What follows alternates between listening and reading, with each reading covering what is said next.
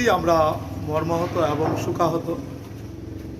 আমরা আজকে সকালবেলা খবর পেলাম গতকাল রাত্রি 11:30 নাগাদ গোমতী জেলার উদয়পুর এলাকার শ্রদ্ধেয় শিক্ষক বীরচন্দ্র নম, স্নাতক শিক্ষক, বয়স 58।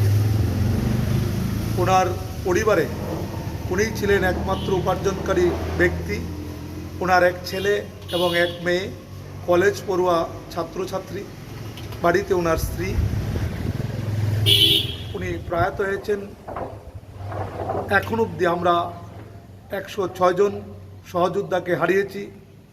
আমাদের প্রশ্ন, আর কতজন সহযোদ্ধা হারালে এই সরকারের মুখ্যমন্ত্রী এবং এই সরকারের শিক্ষামন্ত্রীর ঘুম ভাঙবে? ওনারা এখনও অন্ধ ধৃতরাষ্ট্রের ভূমিকা পালন করছেন, কুম্ভনিদ্রায় আছেন।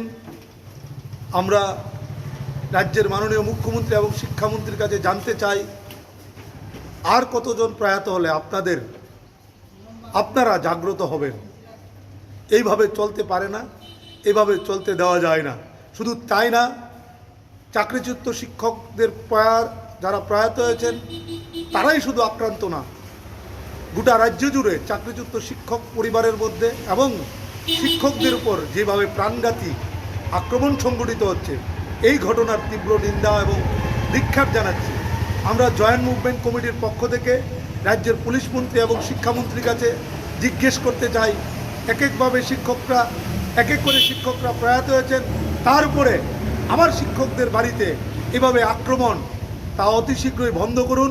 আমরা লক্ষ্য করেছি গতকালকেও মেলাঘরে আমাদের শ্রদ্ধেয় শিক্ষক ভোলা ভূমিকের উপর আক্রমণ, প্রাণঘাতী আক্রমণ, এবং কিছুদিন আগে খোয়াই এলাকার আমাদের 2 জন শিক্ষকের উপর এলাকার সমাজবিরোধীরা এবং বাইক বাহিনীরা যেভাবে আক্রমণ সংগঠিত করছে, আমরা জয়েন্ট মুভমেন্ট কমিটির পক্ষ থেকে এই সব ঘটনার তীব্র নিন্দা এবং ধিক্কার জানাচ্ছি। অবিলম্বে এইসব ঘটনা বন্ধ করতে হবে। তা না হলে আমরা গোটা রাজ্য জুড়ে ধর্মনগর থেকে সাবরুম পর্যন্ত আমরা বৃহত্তর আন্দোলনে সামিল হতে বাধ্য হব।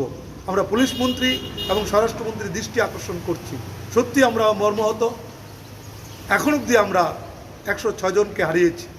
ওনার প্রয়াণে আমরা চাকরিচ্যুত শিক্ষকদের পরিবারের মধ্যে সুখের ছায়া নেমে এসছে এবং তার পরিবারের সদস্যদের প্রতি জয়েন্ট মুভমেন্ট কমিটির পক্ষ থেকে গভীর সমবেদনা জ্ঞাপন করছি। নমস্কার।